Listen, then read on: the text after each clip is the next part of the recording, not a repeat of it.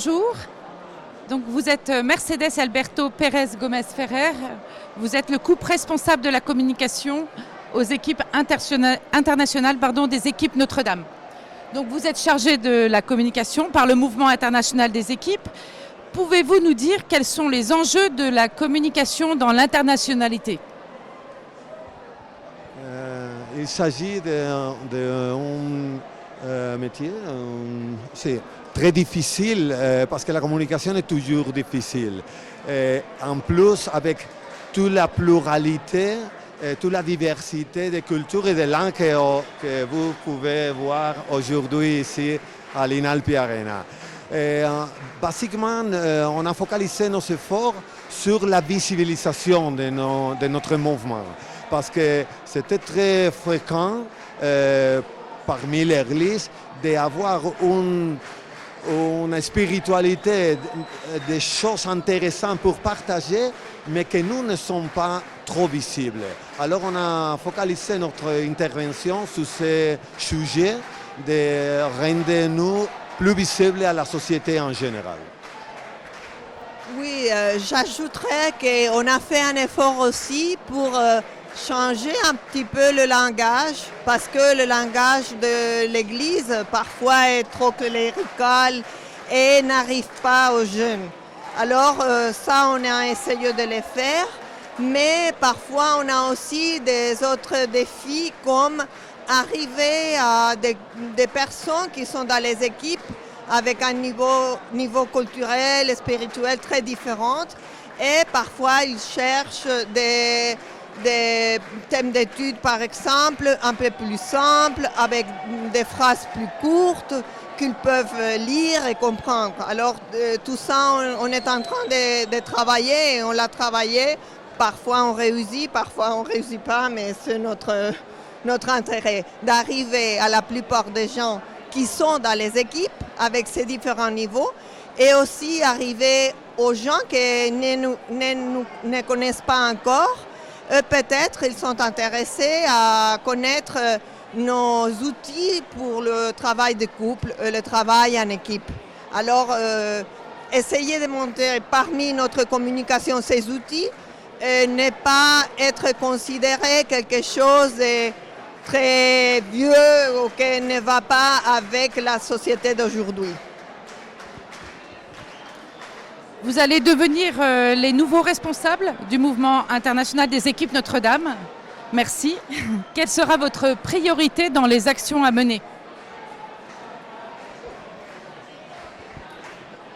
Notre priorité sera la cheminer ensemble. On a vécu aujourd'hui un jour synodal, un jour où nous avons connu le but de la synodalité, la signification profonde de la synodalité, que c'est toujours marcher ensemble et n'oublier aucune personne. Alors notre but pendant les prochaines années sera de chercher, essayer de nous marcher ensemble pendant tous les pays du monde. Nous sommes présents dans 92 pays et c'est dommage que parfois il y a des pays qui ont des particularités et cherchent de faire un autre chemin. C'est notre priorité pendant les prochaines années de chercher de tout marcher ensemble synodalement. Oui, notre priorité, on pourrait dire que c'est aller au plus profond de nos charismes, continuer à nous former, à être sûr qu'on est dans un charisme de l'Église important pour le couple chrétien, pour le couple marié. Et il faut continuer à former les gens, à être sûr qu'on est dans les bons chemins, mais aussi à ne pas oublier à tous ceux qui sont un peu éloignés et qui peut-être pourraient se rendre plus proches de nous si nous savons comment le faire, et nous allons aussi, pas seulement dans nos cercles, dans nos équipes, dans nos couples, dans nos familles, mais aussi on essaye de se rencontrer avec les autres, de s'ouvrir comme le pape nous demande aujourd'hui, s'ouvrir au monde, s'ouvrir à notre Église, travailler toujours à côté de l'Église, de nos conseillers spirituels, mais aussi avec les gens qui ne nous connaissent pas et peut-être ils seraient intéressés, et les gens qui peuvent connaître les équipes Notre-Dame et qui sont aussi un outil pour eux, pour leur vie de couple, et leur foi. Une dernière question peut-être. Qu'est-ce qui fait l'unité du mouvement international des équipes Notre-Dame? Qu'est-ce qui le fait? Qu'est-ce qui fait ou qu'est-ce qui contribue à l'unité? À notre avis, c'est la pédagogie, cette intuition merveilleuse que le Père Caffarel nous a permis à tous nous de marcher ensemble. Parce que nous disons que les équipes Notre-Dame, chez nous, nous vivons la synodalité depuis longtemps.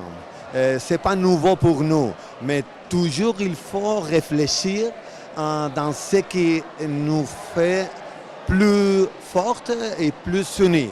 Et à notre avis, c'est la pédagogie qui s'est montrée bon pour tous les gens, de tous les pays, de toutes les cultures et de toutes les conditions sociales.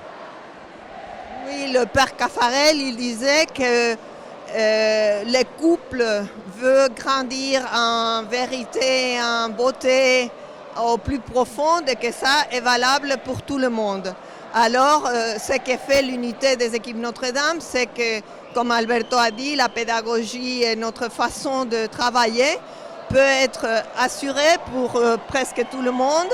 Il faut respecter le temps, le rythme de chacun, mais tout le monde peut arriver à cette foi, à tout ce qui est demandé aux équipiers, la prière conjugale, la lecture de la parole, la prière en famille, le dialogue, la formation, l'entraide mutuelle dans les équipes et aussi aller plus loin, la mission, chacun dans son pas, dans son rythme. Mais tout ça fait l'unité parce que nous tous faisons un peu plus la même chose et plus important, ce n'est pas faire, mais être. Et nous croyons qu'une façon d'être des équipes Notre-Dame est cette qualité d'accueil, de miséricorde et d'amour pour les gens et pour les couples. Un grand merci, Alberto et Mercedes.